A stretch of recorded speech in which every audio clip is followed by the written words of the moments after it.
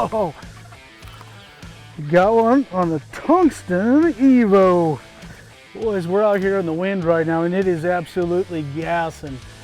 You know, there's not a lot of options. I think it's blowing 22 to 25, sustaining 40 today. So we're gonna be throwing some moving baits. Picked up that Tungsten EVO. Stay tuned, we're gonna catch some more fish.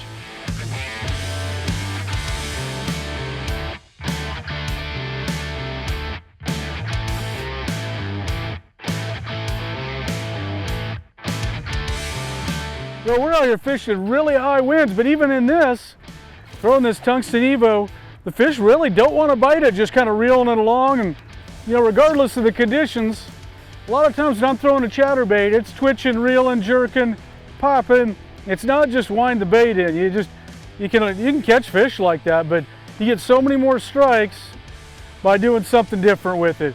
You know, here I'm popping it, winding it, trying to get it to hit brush.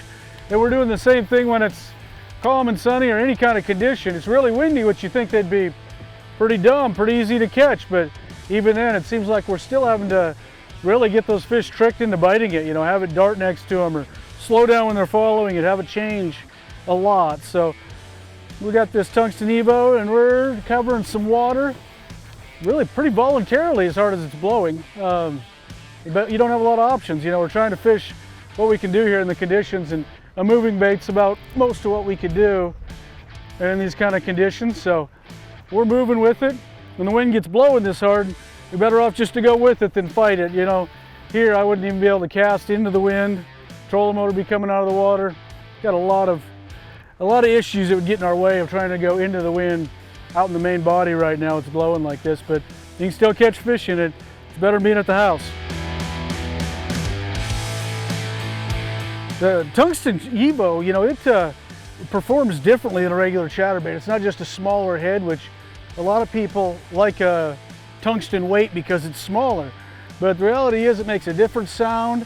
It runs fairly, well, considerably deeper than what a regular EVO would and the same size would be. Just a smaller head, I believe. It vibrates a little bit differently, but I think probably the biggest thing is that it runs deeper. It has a different sound to it. When everybody's throwing a lead-headed jackhammer or EVO or whatever around you, at least you have a different bait. You know, you got a different noise. That blade hitting on the tungsten is going to make a totally different noise than if it's just beating on lead. It's a lot more crisp, and it feels different in the water because of that.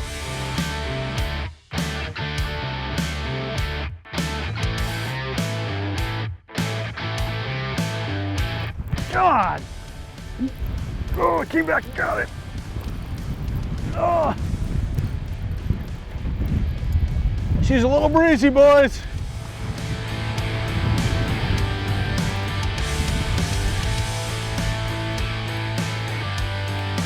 Oh, another one on the Tungsten EVO. That's pretty fun right there. Let him go, see if we can catch another one here, if we can hold out here. It's extremely windy.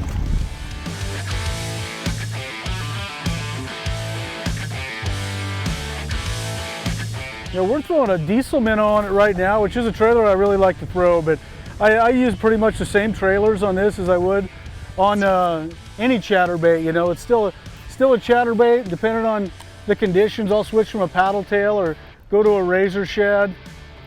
It's always really the same trailers, same color combinations. It's just a variation of the same package. It has a little bit different presentation.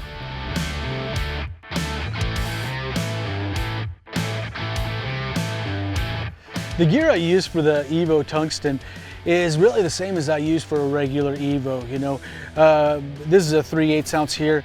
I have a Z-Man diesel minnow and green pumpkin on a green pumpkin bait. I also use a razor shad quite a bit. You know, those are the two trailers I throw most of the time on any style chatterbait. The Tungsten EVO, throw it on the same chatterbait rod that I like to throw a lot of chatterbaits on also. This one here is a 7.4 medium heavy. It's a Recon Elite by Phoenix 744. But something really important with any chatterbait rod is something that's fairly parabolic. You don't want something with a really fast tip that's going to pick up fast. The biggest thing with that is a lot of times the fish eat the blade and everything, and you want something that's going to pull out of their mouth slow enough, you're actually going to get that hook started and hook them well. I was throwing it on 17-pound Abrazex. 15 to 17-pound lines, what I use on any full-size bladed jig most of the time. Very rarely do I throw 20.